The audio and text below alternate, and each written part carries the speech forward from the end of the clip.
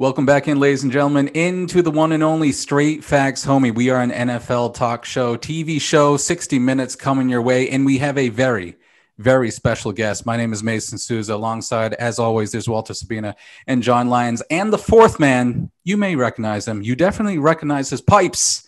He is the voice of your New England Patriots, Mr. Bob Socci. Bob, it is a pleasure to have you on. Thank you very much for joining us.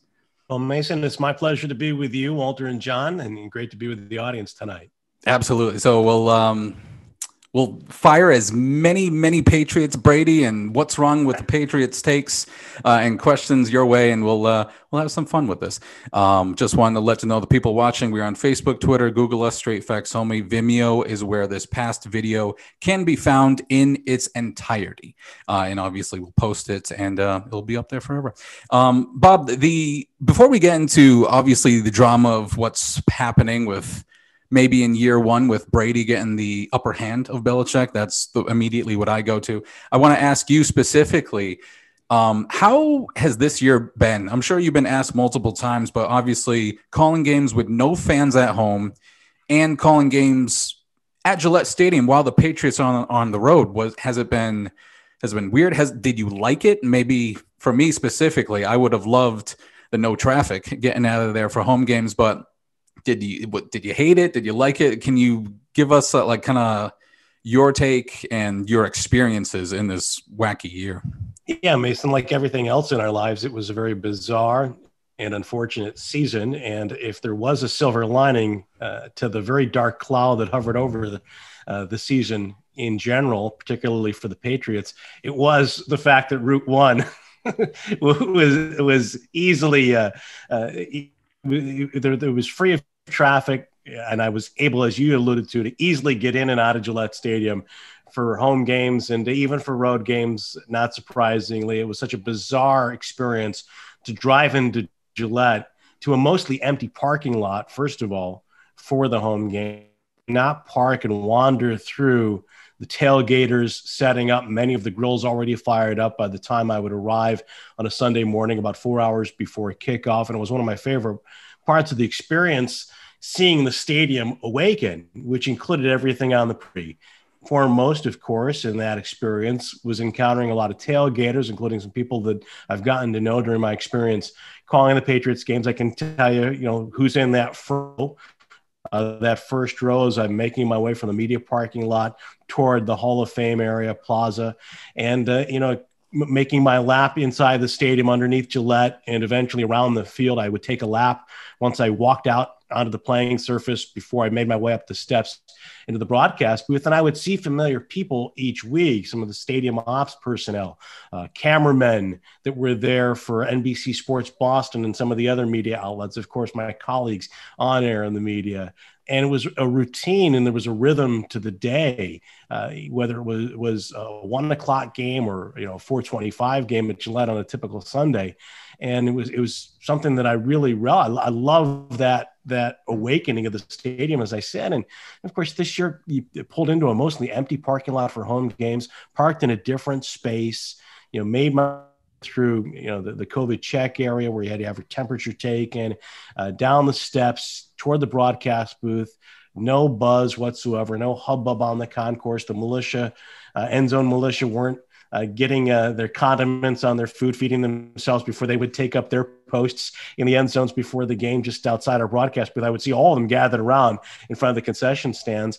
None of that, of course, no fans in the seats, a very limited interaction with the other broadcast personnel from the networks and the national radio. Didn't see my colleagues from other NFL teams because nobody traveled this year, with exception of, I think, 1 or 2 crews for only 1 or 2 weeks of the season. And then, of course, for the road games, we were calling them off TV monitors in that same booth.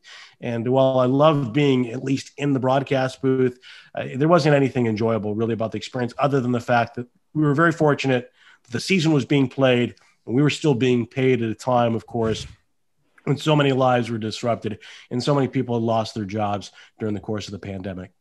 All right, Bob. I just want to change directions here, head to the NFL draft. Mason mentioned to me that you host a podcast talking about the draft, so I'd love to check that out as we get closer to April. Obviously, a lot of directions the Patriots can go in with that number 15 pick. Obviously, a lot of us, we've discussed it on our show, something on the offensive side of the ball with what we saw this year with Cam Newton and the lack of weapons that he had. I'll ask you, Bob, what direction do you want to see the Patriots going, whether it's quarterback, wide receiver, maybe somewhere on the defensive side of the ball, but what direction do you see them going in? Well, I really think it's going to be dictated by what takes place before we get to the draft when it comes to the trade market and free agency. And already this week, of course, we've learned that Matthew Stafford is available. The Lions looking to trade him and reportedly entertaining offers already. The interest is I think it's not a surprise to anybody that there's a lot of interest in Stafford right now. And you got a lot of quarterback needy teams out there. And you think about Aaron Rodgers' situation and his comments after the game on Sunday, although he did try to add some clarity to them, still nonetheless, that's a situation that bears watching. I think there are other quarterbacks who are going to be on the move who are currently employed, still under contract. Perhaps one of those is Jimmy Garoppolo, depending on how the dominoes fall, for example, with Stafford in particular. So I think that could dictate where the Patriots go with the first pick, whether they use it as part of a trade package. Some of the capital that they have with this year's draft for, the number one pick, I think, is what would be required to even be in the ballpark for a guy like Stafford, if that's where they ultimately intend to go. But to me, it really matters. It really depends on, I should say, what takes place through trades and free agency. And there are going to be a number of quarterbacks as well in the free agent market, in addition to those who will be moving locations via trade. And, from my standpoint, if the Patriots can acquire a veteran, and the most logical candidate at this point, if things fall in place and work out best for the Pats, would be Garoppolo, because he's had the experience, because it wouldn't take as much draft capital presumably to acquire him from the Niners. If the Niners, for example, are going to go after Matthew Stafford and land him, well, then they're going to look to trade Garoppolo. They're in a bit of a cap bind, and Jimmy would actually trading him would give them actually a better cap situation, even by taking on Stafford's contract when you compare where the two quarterbacks are going to be in 2021 and 2022. So I think for example, in a situation like that, if the Niners make Garoppolo available, then the Patriots maybe get him at a lesser price than one of those other guys that could be available, like a Stafford.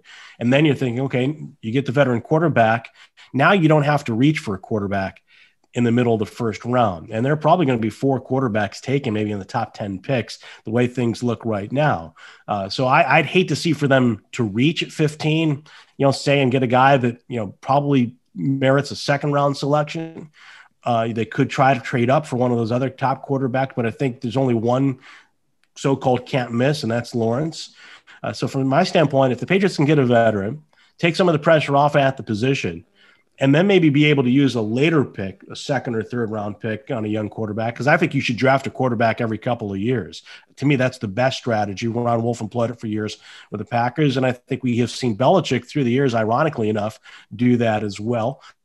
Then number 15 presents an opportunity, I think, to get an impact defender, and maybe it's a linebacker to add to that front seven, which they desperately need, in my opinion, or a tight end if a guy like Pitts from Florida is available, or perhaps the tight end from Penn State. I'm not sure he's going to go that high, is a guy on their radar as well in that first round range. But I think, again, if they can get a quarterback via trade like a Garoppolo, then use the 15 pick to address a position of need on either side of the ball. Could be an offensive tackle. I think the best way to go might be front seven defensively. Yeah, and Bob, I want to kind of piggyback off what you said there about the front seven, because, to me, the big story and the biggest need on the team is the quarterback position. But when you get beyond quarterback, you just look at this past year, the Patriots defense arguably took just as much a step back in a lot of areas as the offense did. Just for example, they averaged 4.5 yards per carry allowed, but they had 6 different games where they gave up over 5 yards a carry. The San Francisco game, the Dolphins game later in the season stand out. So to you, I look at it as, okay, they drafted Uche, they drafted Jennings last year. I think they target a big, whether it's a 3-technique defensive lineman, but a big defensive lineman. I think that's maybe their probably next biggest need, really, besides quarterback. I want to get your thoughts, kind of expand a little if you felt the same way, or you think there's another need greater. Yeah, I would agree, John. I think, in fact, that if you go back to the middle of the 2019 season when the Patriots were on pace to have an historically great defense statistically, though I think a lot of that was fool's gold because of the caliber of the competition they had played the first time. I think it was a very good defense, no question about it. But it wasn't a defense that was playing to the numbers we were seeing midway through the year. And what was exposed ultimately in the second half of the season, starting with that Baltimore loss, was a vulnerability, particularly on the edges against the run. And we saw, of course, the Patriots, as you noted, in a number of games this year. I go back to a game like Las Vegas in week 3. They were fortunate the Raiders stopped running the ball in that game. I thought the Raiders got away from it early. The next week, the Broncos ran it well. And I thought that posed problems for the Patriots, and that was a bad sign moving forward, and certainly was, I think an Achilles heel of the Patriots throughout the year, because I think the secondary remained a strength, but they weren't able to generate enough consistent pressure on opposing quarterbacks. But it started really with the inability to stop the run. And I look at the front seven as an area, as I noted, of particular need. Last year they were playing Adrian Phillips as a linebacker, and it's been the trend to have your sub defense become your base, an extra defensive back down the box. We saw Patrick Chung do that for so long before his opt-out. But I thought last year the Patriots were doing it a large percentage of the time, especially as the season went along, just because they didn't have the numbers. They didn't have the bodies up front. And when I look at, the way teams exploited the edges in particular, and I think also in the middle, and you look at, we talk about free agency, they could lose Lawrence Guy, Adam Butler, Dietrich Wise. Think about the numbers of snaps those guys have played individually and collectively just in last season alone. And, they were already, as a position group, an area that I thought the Patriots had to address. Now you start thinking about losing some of those guys, particularly Guy in the middle of that defensive line. That becomes a really big hole for this team. Yeah, and just even on that, the Patriots spent first-round picks in 2014 and 15 on defensive tackles. You would think those would be guys that would still be here, and unfortunately they're not because, Malcolm Brown is gone, Danny Shelton's another guy. So, yeah, I would agree with you that if they're able to get the quarterback that they want without using that first-round pick, I think 15's got to go either defensive line or maybe a bigger middle linebacker, an heir apparent to a Hightower, if you will. Absolutely, John. That's my thinking as well. He is Bob Socci. You are watching Straight Facts Homie. He is the voice of the New England Patriots, taking excellent time out of his very busy schedule to join us, talk some football here. Obviously, later on in the show, we'll obviously discuss the championship Sunday. Obviously, one Tom Brady was involved going to his 10th Super Bowl. That's where we'll bounce around a little bit here. But, Bob, I'd just like to get your thoughts as we will get into ours a little bit later. 10 Super Bowls, 10 Super Bowl appearances. When we're talking about, obviously, he didn't start his rookie year. He lasted a quarter in the year 2008. Take those out. 19 seasons, more than 50%, better than a flip of a coin. This man is in the final game of the season. And, call me whatever you want. Call me Brady over team, maybe over Belichick. I sometimes get into that with these guys on this show, talk about, oh, he's a system quarterback. No, he is the system. It's the Brady system, and he took it with him to Tampa. I'd like to hear your thoughts on just the accomplishments that the most winningest athlete in football, maybe perhaps in sports, just continues to defy logic. He does defy logic in a lot of ways, and he certainly continues to defy time. And I was somebody that wanted to see Tom Brady remain the Patriots quarterback until he retired. And I look back at the end of last year, I still thinking with my heart and, more so than my head or my gut, kept open that possibility in my mind that he was going to come back. I just didn't see him walking out the door, particularly to the Tampa Bay Buccaneers in the end. And then early this season, when it was Bruce Arians' system, the no risk it, no biscuit type of offensive approach, and they had yet to gel, I never envisioned seeing Tampa Bay playing in the Super Bowl at home. And yet you could see the team take on Brady's personality. Now he went into a terrific situation because the defense was very good. And the offense was productive with a lot of weapons, but it was also, its own worst nemesis last year because of all the turnovers. And so, you put Brady into the equation, and although he had 3 interceptions, of course, in the second half against the Packers in the NFC Championship, you get a guy who, everything, you check the list of all the different variables when it comes to outstanding quarterback play. And Brady, fills in the box to every one of those items on that checklist, except for maybe some might say the athleticism of the really more mobile guys. But look at the AFC Championship games and look at the mobility within the pocket. I watched Josh Allen, a guy who's so rugged and so athletic in the second game, with an edge defender running past him, move back and into that defender, and then cost his team basically 25 yards on a sack. Where you watch Brady maneuver within the pocket and that presence that he has, carrying out a play action fake. I mean, all the nuances, all the subtleties of the quarterback position. And I think as the Buccaneers were a flawed team, and, they weren't especially well coached in some areas. As the season went along, you could see that some foolish penalties, special teams mistakes. But you could also see them starting to take on Brady's personality. And you saw, for example, the way he reacted to pre-snap penalties or drops and so forth. I think, a guy like Godwin, he has the drop, but then he comes back and makes a sensational catch.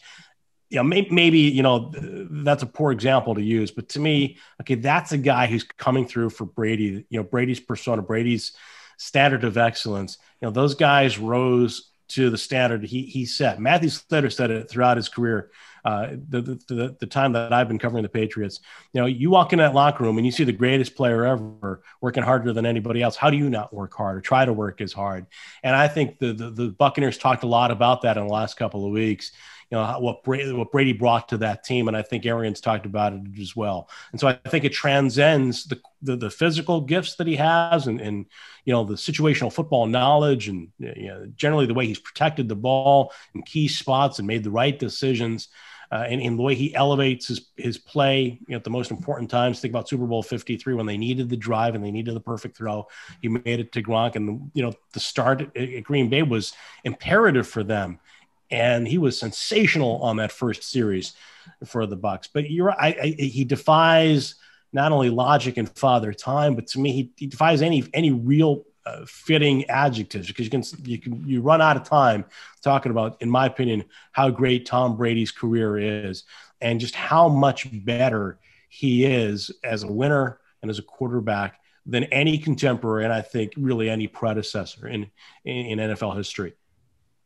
Yeah, and coming back up north, looking at a guy like Bill Belichick who's watching this, and you heard Tony Romo at the end of the Chiefs Bills game saying, the AFC is getting better, and he mentioned Bill Belichick. You watching this game, he's got the cap space, he's got the draft picks up his sleeve. He expects them to be contending. So with Bill watching this, it kind of lights a fire seeing Brady having this success and not necessarily egos going at it, but there's got to be a bit of an ego there to sustain this much success over a long period of time. So, I mean, in your opinion, what do you think kind of the mindset is for Bill Belichick coming into this free agency is it to kind of load up like he did in 2007 or in previous years, or is he just going to kind of go after who he thinks fits the bill of being a New England Patriot the best? Yeah, well, and I think, I think it's a silly argument, but I think it's great for talk radio, the Brady versus Belichick narrative. To me, they have both said this, that, there's no other coach I'd rather play for. There's no other quarterback I'd rather have. And despite the divorce, in the end, I think through the 2 decades they were together, those words rang true. And I think that they were equally important to each other's success. Brady obviously right now is winning on the scoreboard if you look at this year alone. But if Tom Brady had been taken at pick number 198 or pick number 200, if Tom Brady had been taken by a different coach in a different organization and went into training camp as the 4th or 5th quarterback in that situation, would he have become Tom Brady? Would he have become a 7-time champion? I think that, there's a lot there. I think it's an argument that will continue to go on. And again, it makes for great Twitter fodder and sports talk radio discussion, but it's one that I've really never engaged in, nor do I care to. But I think to your point, there's definitely, do I believe that there was extra motivation for Tom Brady to stick it to the Patriots in a sense? And those would never be his words. I would be shocked if I ever heard them. And but to me, what makes Brady great, what makes Belichick great is that fire burns constantly, and they want to achieve perfection in every situation: practice, series, game, season, postseason. So I think that in Belichick's case, whether Tom Brady was going to the Super Bowl or not in 2 weeks, coming off a 7-9 season, given the circumstances under which the Patriots, played 2020, he would be aggressive this offseason. And I think that's the way they're going to be. He's talked about a reset. Now we're going to find out if those words, were more than rationalizing, or as some would say in sports talk radio, making excuses for the kind of season the Patriots had. As we heard Bill, talk about a reset with Charlie Weiss in a radio interview late in the year, and echo those sentiments a couple of times thereafter during his local media availabilities. But I do believe that this is an offseason where the Patriots are going to be aggressive through free agency and through trades. And I think they'll make calculated moves. I would be shocked to see them make a free agent splash on day one for a number of guys. Maybe there's a Stephon Gilmore that's out there and they go after him, Walter. But I think that they're going to try to bring in people at positions of need, quantity along with some quality. I don't know, do I expect them to see go out and sign Allen Robinson to an exorbitant deal? No.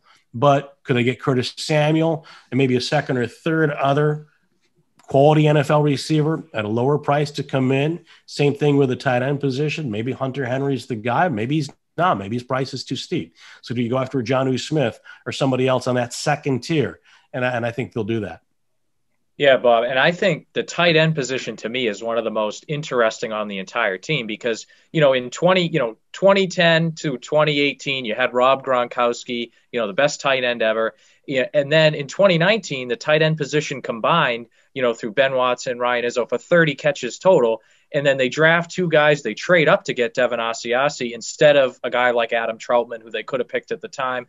And obviously, Keene and Asiasi didn't make a splash this year per se, but my question is, do you see the Patriots really just trying to look at those guys as, well, it's a COVID shortened off season, it's a hard position to learn, we let them develop, or do they really say, no, let's go get a guy like Hunter Henry or use a pick in the first 2 rounds for a tight end and really try to jumpstart it that way?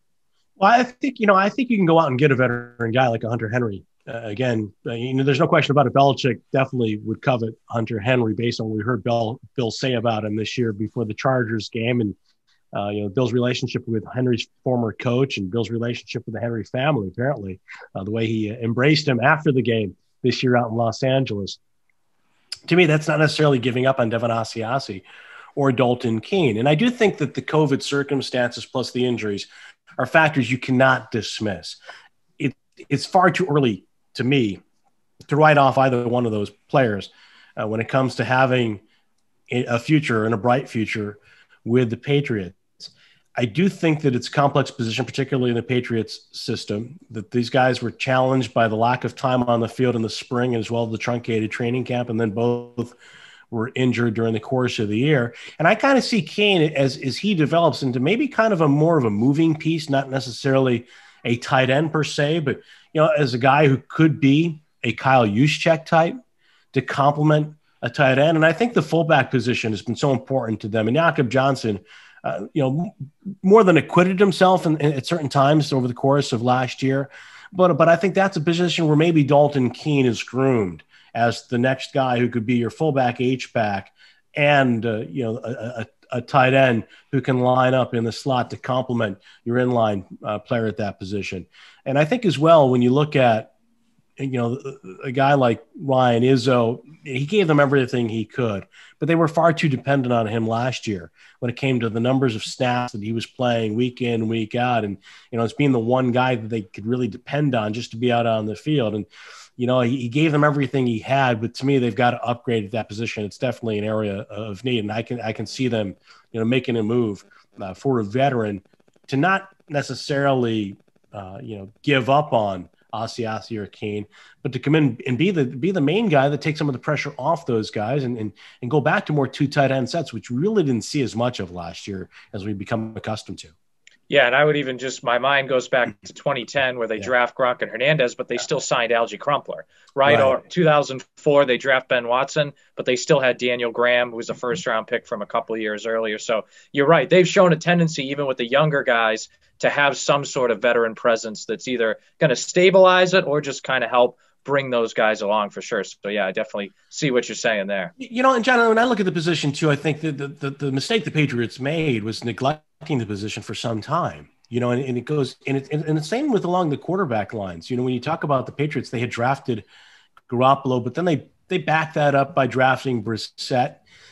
Over the course of Bill's career, he would draft a quarterback every couple of years. Even if a guy like a Mallet didn't, really have a future with the organization because of Brady's presence. Nonetheless, they were trying to develop another young quarterback after a couple of years looking to turn over that position. The Packers did it for years with Ron Wolf, even when they had Brett Favre.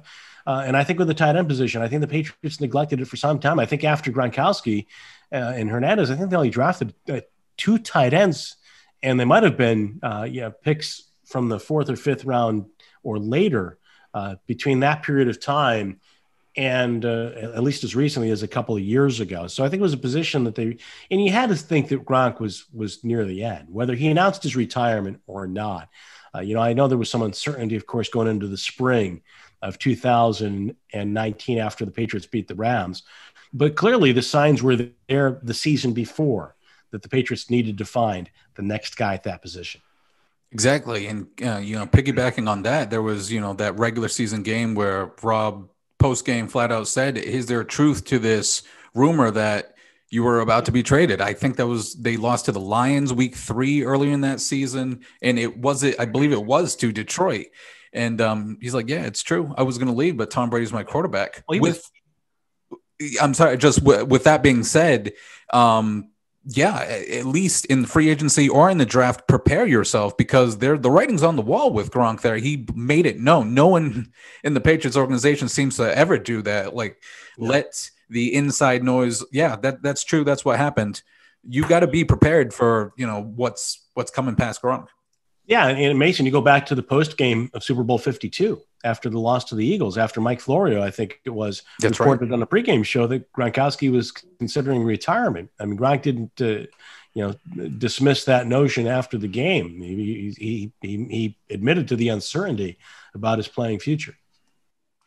Again, we are Straight Facts Only. You are speaking to the one and only Bob Socci, voice of the New England Patriots. I'd like to take a violent U-turn here and get your thoughts. I know you mentioned, didn't want to necessarily get into the Belichick Brady debates, but maybe, former staff people that aren't here anymore. This has been kind of quiet in the last week or so, but wanted to get your take on what's going on in Houston. Nick Caserio finally gets the general manager position, and he has a situation to deal with. Obviously, kind of at the helm of all this is Jack Easterby.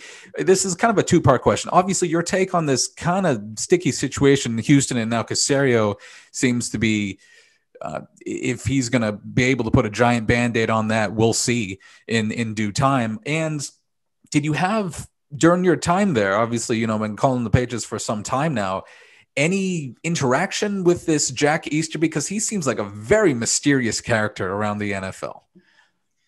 Well, Mason, I appreciate the question, and because it gives me a chance to plug the podcast. My podcast, 498.5 The Sports Hub, The Gridiron and Beyond, featured Greg Bishop from Sports Illustrated last week. And Greg was one of the 2 reporters, along with Jenny Vrentas, who wrote about the front office struggle in Houston initially back in December, in a takeout piece for Sports Illustrated about Jack Easterby, this mysterious figure and the source of a lot of turmoil in Houston. And of course, have subsequently written about the situation with Deshaun Watson. But from my standpoint, I didn't really have any relationship whatsoever with Jack Easterby. I didn't seek one. And I think the people who talk about Jack, by and large, in the Patriots locker room, the players knew him as in a different role, and it's kind of maybe a different person than the Texans and Deshaun Watson seemingly have experienced. He was initially essentially a chaplain for the Patriots. And then he became the character coach. And I think he was a confidant of a lot of players. And you know, you won't hear a negative thing about Jack Easterby from a lot of the leaders and core guys that I have so much respect for in the Patriots locker room. But as we have learned upon leaving New England to go to Houston, Jack Easterby had different aspirations when it came to football. Frankly, from my standpoint, early on in his tenure, I kind of thought he was kind of like a cheerleader. You'd see him running around on the field before the game plan catch with guys and slapping hands and you know, fist bumping and slapping high fives with different players. And, you know, I would see him in the hotel, but had no interaction whatsoever, you know, whether it was in an elevator or in the lobby of the team hotel. And then when he left the Patriots, and the next thing you know, he's become a close confidant of Cal McNair in Houston. There was a vacuum there, and it's a very complicated and you know, long story. It's a backstory to how Easterby was able to gain the confidence of Cal McNair, but a lot of it has to do with their shared faith. And you know, Easterby rose through the ranks from character coach in New England to essentially, you know, executive VP with Houston, who played a role in personnel decisions. And ultimately Bill O'Brien, who brought him in, you know, is let go. Easterby was able to help out, it appears. Brian Gaynor was the general manager. They made some decisions that obviously raised a lot of eyebrows, starting with the trade of DeAndre Hopkins, but as well some dealings with some other players since Easterby moved into that front office. Watson's displeasure, Andre Johnson's social media displeasure with the situation there. For me, I feel bad for Nick Caserio because I like Nick Caserio a lot. Unlike with Easterby, I had a lot of interaction with Nick on you know, on the air and as well in passing, and I think very highly of him. I think he's generally a real good football person, but also a good person as well. And he's going to make a lot of money. He's got a long contract with Houston, but he's really in a hornet's nest. And, you know, I don't know if he can salvage it. It's certainly a situation where even if they hire somebody that maybe Watson had wished they had hired at the outset of the coach search process, nonetheless, the presence of Easterby there and the friction between Watson and Easterby / McNair may make that an irreparable situation for Nick Caserio.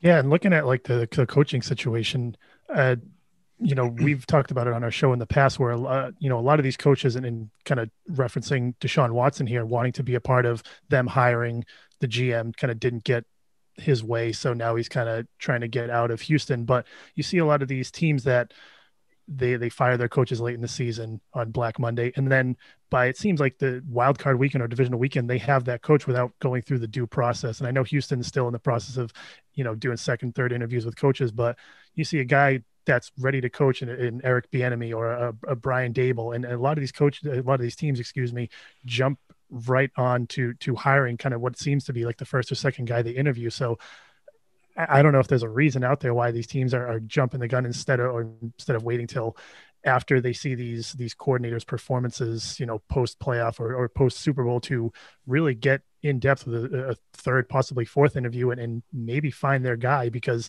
a lot of these teams that go through the hiring process that quickly, they usually end up firing the guy, you know, 2 or 3 years into his tenure. Yeah, well, you know, a lot of people talk about the disadvantage that coaches are in when their teams go deeper into the postseason. And this year would, I think, lend credence to that argument. There have been other seasons, like, for example, when the Patriots beat the Rams, a coach off each of those teams' staffs wound up getting hired as a head coach. Brian Flores in Miami, and Zach Taylor was hired by Cincinnati. We saw Kyle Shanahan, of course, after Super Bowl 51, become the head coach in San Francisco after he was the offensive coordinator for the Falcons against the Patriots. But it is a case where I think a lot of teams are in a rush to get their guy, or they're afraid that maybe the guy they really like is going to go somewhere else, like in the case reportedly of Brandon Staley with the Chargers. But I look at, you know, some of the hires this year and some of the people available. And, you know, for example, Arthur Smith has done a great job with Tennessee, but he's only been an offensive coordinator for a couple of years. And there were a lot of things about the situation there that, you know, certainly for Arthur Smith were very favorable. The presence of Derrick Henry, you know, they had invested a lot of draft capital in an offensive line through the years. They they hit on A.J. Brown, and Ryan Tannehill, I think, was a much better quarterback than a lot of people understood when he was in Florida. I think the circumstances there held him back in a lot of ways. But Arthur Smith, gets the job in Atlanta. Brandon Staley, who a few years ago was coaching Division III football, is now the head coach of the Los Angeles Chargers, the job that really seemed to me to be the most attractive at the outset of this coaching search. I look at a guy like Dan Campbell, and although he looks like he's assembling a good staff, that was certainly a head shaker for me, in Nick Sirianni in Philadelphia, because those are not guys talking about Campbell and Sirianni who call plays. They weren't coordinators. And when I think about a guy like Bieniemy and what he's done from the standpoint of being an offensive coordinator for a Super Bowl champion, the kind of historically great offense they've put together with a guy like Andy Reid vouching for him, and the players like from Alex Smith to Patrick Mahomes vouching for him. Not only that, but when you look at the situation and the fact that only Robert Saleh thus far has been hired as a coach who doesn't fall under the category of white, in this day and age of the NFL, is beyond me, because for years we've heard, well, the key for black head coaches, for example, is they got to become coordinators. Well, there are guys who become coordinators and they become outstanding coordinators, and they're not getting these opportunities. But a guy like Dan Campbell did, and we saw his act as the head coach of the Dolphins for a time when he was the interim head coach in place of Joe Philbin. And a guy like Sirianni gets hired from Indianapolis. And again, he didn't call plays under Frank Reich. And, to me, that's a head shaker. And quickly, I'm sorry, John, just to pick on Dan Campbell because it's fun to do. I mean, tight ends coach of the Saints, Jared Cook had that terrible fumble that essentially ended the Saints' final chances. So yeah, I totally agree. I totally agree with everything you're saying about the coaches that should be getting opportunities but have not. Yeah, and for me, one of the biggest stories about this offseason coaching hires is the guy's not hired. I mean, you mentioned Eric Bieniemy, who I think is, arguably the best offensive coordinator or best assistant coach in the NFL. And then, but Leslie Frazier, Brian Daboll, Josh McDaniels. I mean, we're looking at guys that some have head coaching experience, but others, they've been successful in multiple different places. Yes. And not only are they not getting hired, but McDaniels had one interview. I think Daboll, one or two interviews. Frazier, one. I mean, it's just surprising to me that some of these guys who are really quality guys and you would think are more qualified than a guy like a Dan Campbell or Sirianni are not even getting multiple teams interested. And going off that, when it comes to these coordinators, so just speaking of a Josh McDaniels now returning to New England, to me, we have this debate on this show. I'm a big defender of Josh McDaniels, and I know Mason loves to disagree with me on that. But how important do you feel the return of Josh McDaniels, and even maybe as extension Matt Patricia, is for the Patriots, considering all these coaches they've lost over the last 5 years? Yeah, they've had, and Mike Giardi has tweeted this out a couple of times, a brain drain on the coaching staff and in the front office through the years. And I think it is a factor for the Patriots, even when you look at the drafts through the years, the number of people that they have lost in scouting and player personnel, going back to John Robinson, the GM of the Titans, for example, or Pioli or Dimitroff before that. And more recently, people like Monty Ossenford was the director of college scouting last year, but Jason Light as well, Bob Quinn. When I look at the coaching staff, there's been a huge drain in recent years. I look at the Chiefs, for example. They got an assistant coach who probably, has earned the right to be a defensive coordinator somewhere, Brendan Daly. He was the defensive line coach for the Patriots and had been a very good defensive line coach in Minnesota and St. Louis before that. And he's done a terrific job. And granted, Frank Clark helped acquiring him to go with Chris Jones in Kansas City, but he's done a fabulous job. He's going to his fifth Super Bowl in a row. And I think about, a loss like that, Brian Flores and some of the other guys that they have lost, Chad O'Shea, who was here for a long period of time as the wide receivers coach and went to Miami initially to be the offensive coordinator for Brian Flores before moving on to Cleveland. It's essential to keep Josh McDaniels, because I don't know who the heir apparent, really was. Some people would say, oh, maybe O'Shea comes back. I'm not sure of that. Do you promote, somebody from within? Well, a lot of the coaches are very inexperienced in this system, let alone in general. And I think as far as Patricia goes, I'm not sure what his role is going to be. I think that he certainly has the trust of Bill. One of the things I like about Josh is that Josh did have a little experience, obviously outside of the Belichick system. Not only is the head coach of Denver and really seemed to heed the lessons. He's talked openly about mistakes he made, particularly with how he treated people out there as the head coach of the Broncos, which led to his quick demise, but also the brief time that he spent in St. Louis, with Steve Spagnuolo there. I know it was only a year, but at least he's had that experience. I think Patricia has in the NFL seen football through some of the Patriots' philosophy and Belichick. And then he went to Detroit and he was given his own organization, but he worked for a guy that was groomed the same way in the Patriot, organization, Bob Quinn. Well, now he's coming back to New England. I'm not sure, if it's really a fresh set of eyes when it comes to evaluating players. I'd like to see Bill bring in some other people who've got a little more experience outside the organization when it comes to player evaluation. I've said this off the top of my head the other day, thinking out loud in a round table with some of my 985 colleagues. Maybe you bring in some guys to help consult, like a Dimitrov, if he doesn't have a job with somebody else. He certainly has picked some good wide receivers in his time as the general manager for the Atlanta Falcons.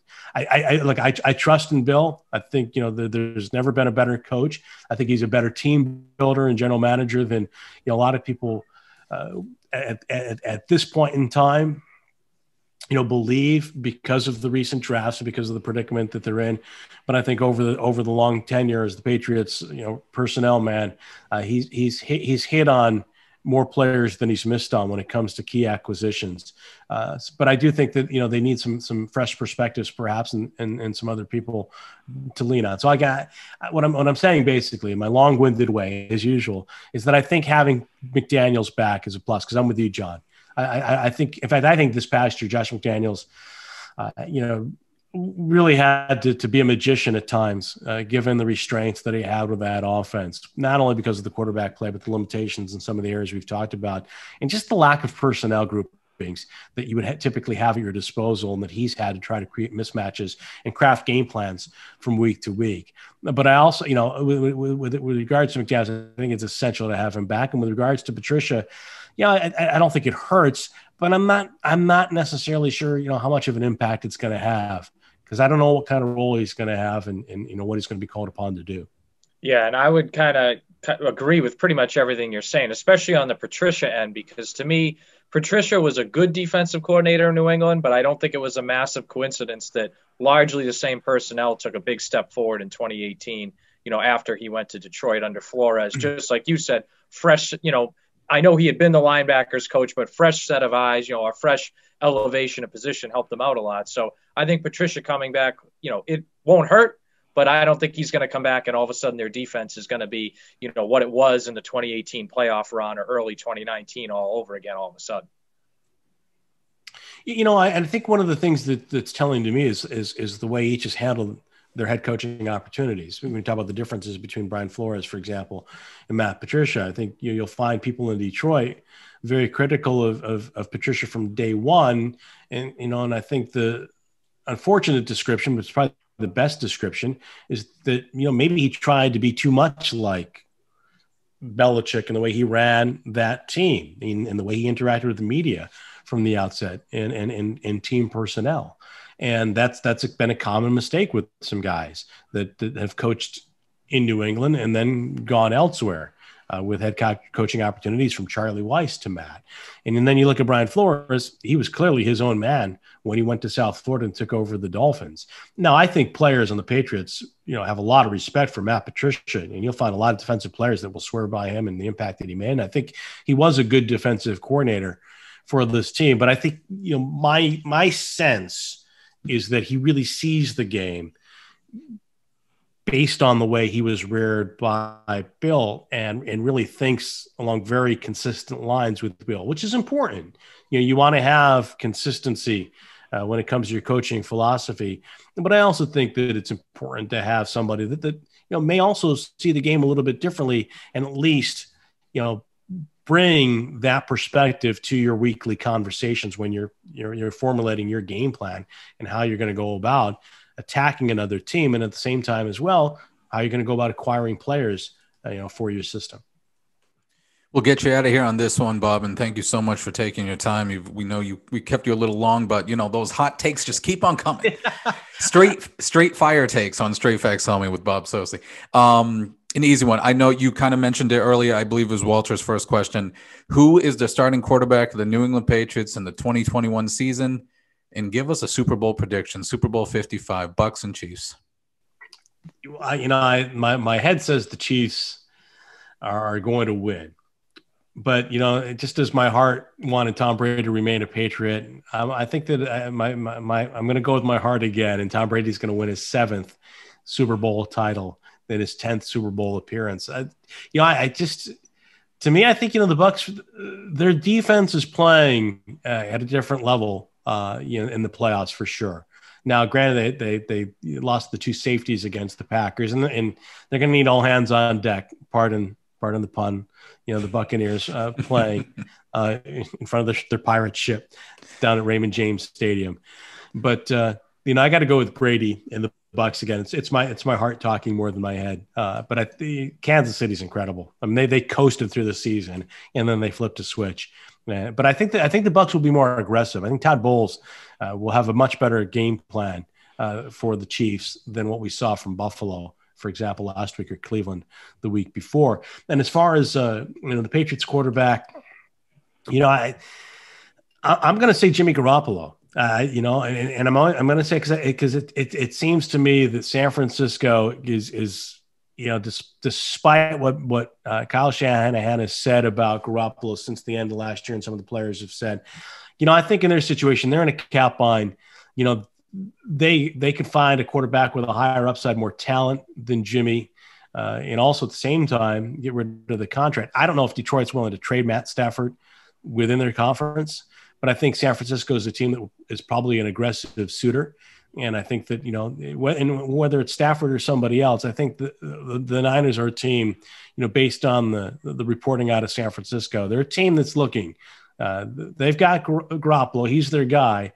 But if there's an upgrade and as well as at the same time a chance to improve their cap situation, then I think that makes Jimmy available. And I think he's a quarterback that would be coveted by the Patriots, no doubt. Maybe the Bears are in that equation as well.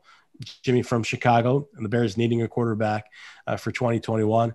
But he's the guy that I foresee, which means he's not coming here. Well, you were pretty adamant. You were pretty adamant a couple times. We'll discuss that a little bit later as well. He is the voice of the New England Patriots, Mr. Bob Socci. Again, thank you so much for joining us, Bob. It's been a pleasure.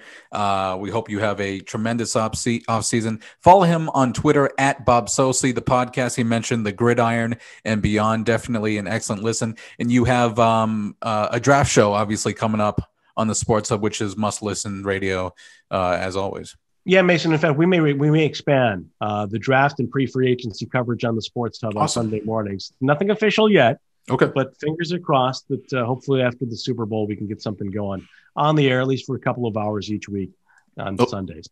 Well, can't wait. Definitely attention listening for sure.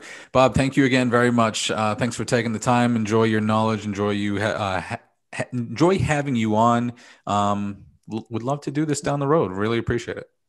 I appreciate your time, guys. It's great to be with you. I'm sorry to take so much of your time, but all the best. Enjoy the game. I think it's going to be a great Super Bowl.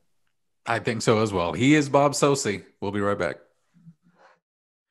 Wow, a lot of stuff there. Voice of the Patriots, Bob Socci. Again, thanks to Bob for spending the time. Again, follow him on Twitter at Bob Socci. We are Straight Facts Homie. Find us on Facebook and Twitter. We have 10 minutes left in the program. Obviously, we'll spend a lot of time between now and the Super Bowl. We'll discuss the championship Sunday with, yes, Tom Brady going to his 10th Super Bowl. We'll do that next week because there's a decent amount to unpack there with Bob Socci. So let's get that. Let's get to that right now to wrap up the show. He talked about Patriots next quarterback. Obviously, he gave his bold Super Bowl prediction and a lot of other things in between, guys. What'd you take away? Let's talk about the talk show. Let's discuss Bob Socci and his comments. What'd you take away from that? Yeah. So I asked him about, what the Patriots do with that 15th pick. He said, a lot of factors go into free agency. that tie into what they want to do with that 15th pick. And, he mentioned going possibly defensive side of the ball. That interior defensive line needs a lot of boosting.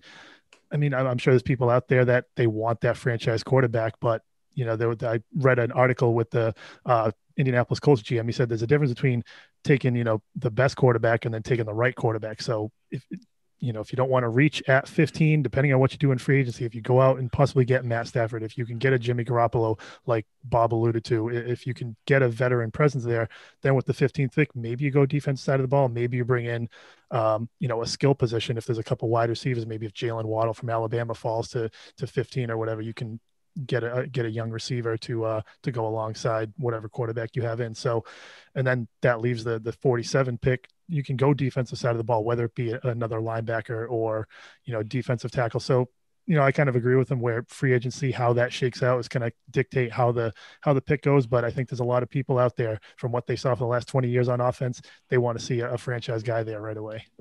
Yeah. And kind of going off that too, I really was interested in Bob's take in that, we talked about, okay, besides the quarterback position, what do you think is the key? And he really, like you said, Walter, he was big on that defensive tackle position. And he mentioned, not just did the Patriots have trouble against the run last year and even getting pressure up the middle at times, but they're going to be potentially losing maybe a Lawrence Guy, Dietrich Wise. They got a lot of guys with contracts up. And even if they can retain those guys, they still need, another piece there, it feels like. And he mentioned maybe a bigger linebacker as well. So, I found that really interesting. And to go with the quarterback position, though, because if you're going to draft the defensive tackle, in round 1 or round 2, chances are you probably have your quarterback by then. And the name Bob mentioned, Jimmy Garoppolo, old friend, I found that really interesting that, of all the guys available, free agency, draft, trade, whatever, Garoppolo is the guy that Socci believes will be the Patriots opening day starter next season.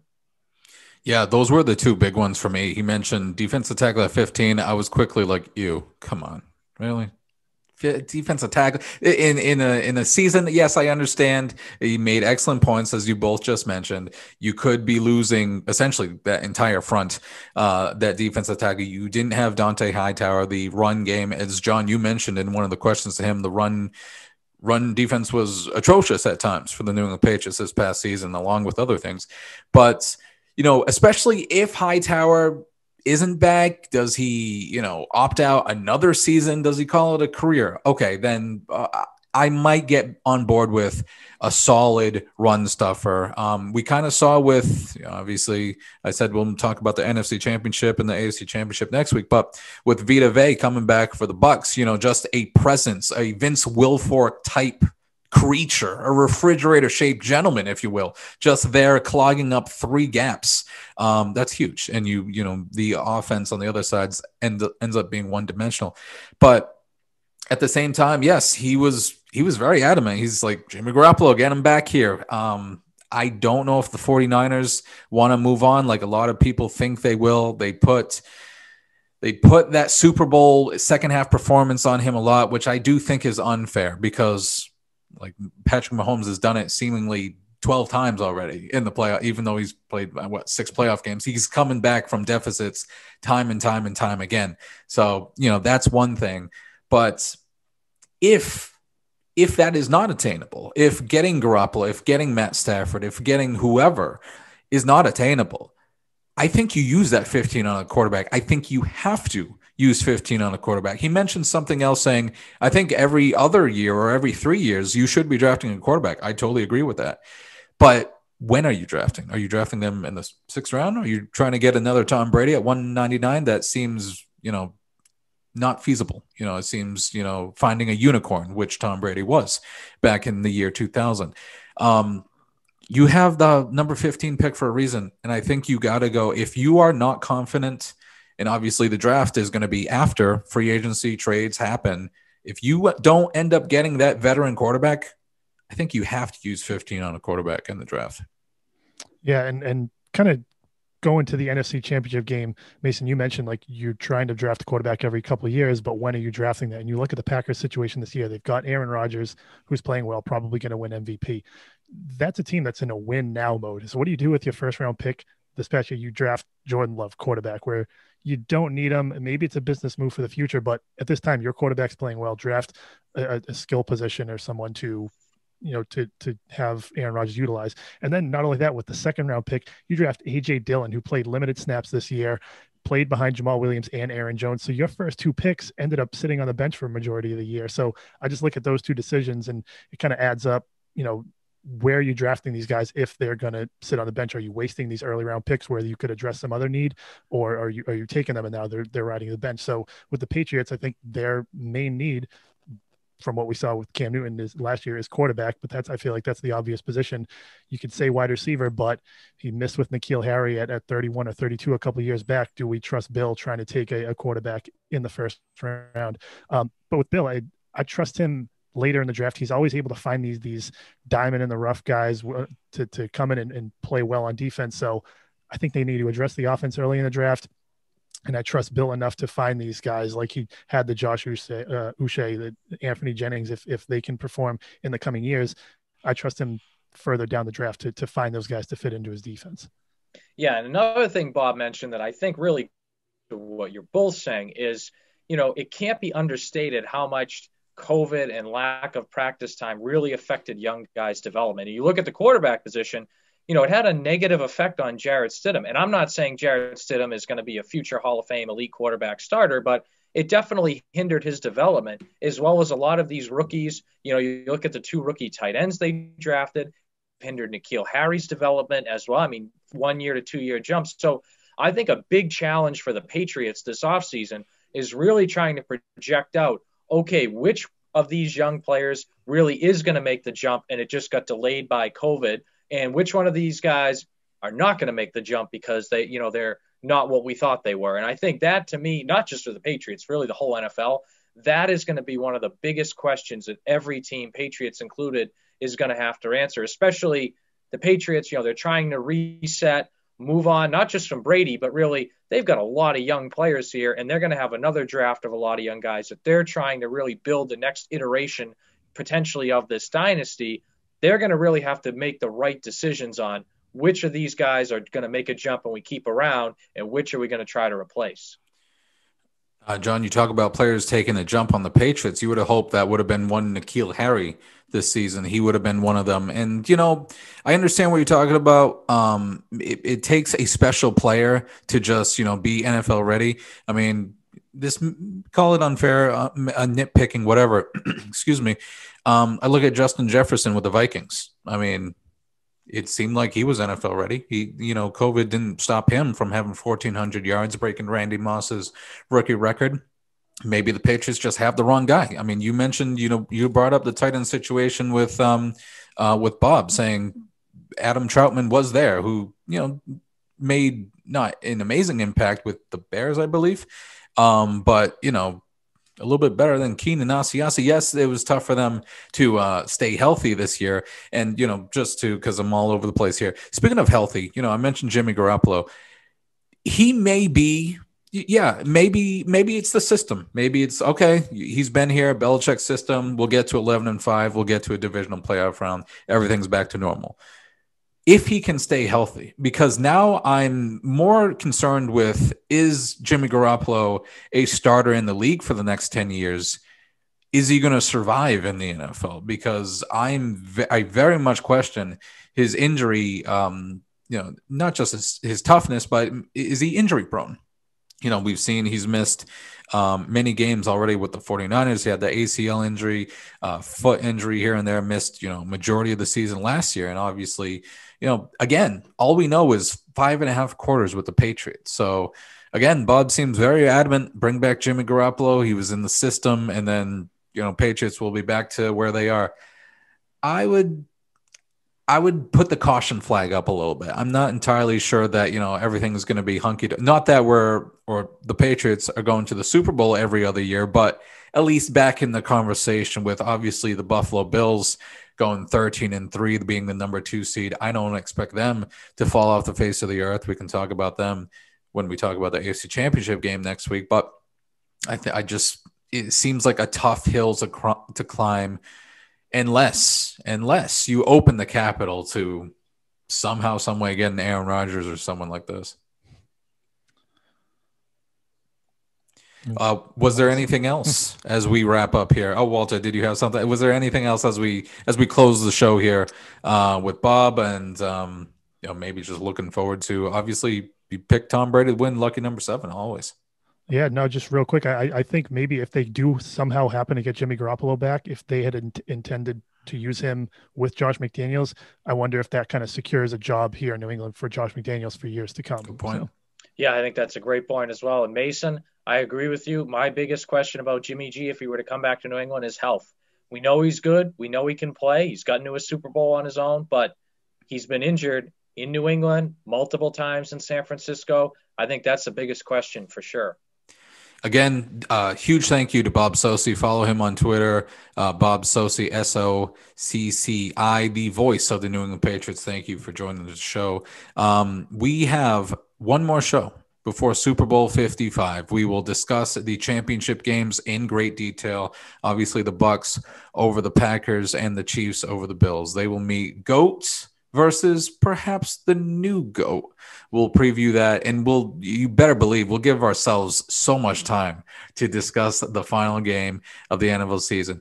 Guys, it's been a pleasure. There is Walter Sabina, John Lyons. I am Mason Souza. You've been watching Straight Facts Homie. Again, if you missed any moment of the show, you can find it on Vimeo, the full conversation with Bob Socci. It will live there in infamy forever. So thank you very much for finding us. We're on Facebook, Twitter, Google us Straight Facts Homie. You will find us. Join us next week as we give our Super Bowl preview. Talk to you next time.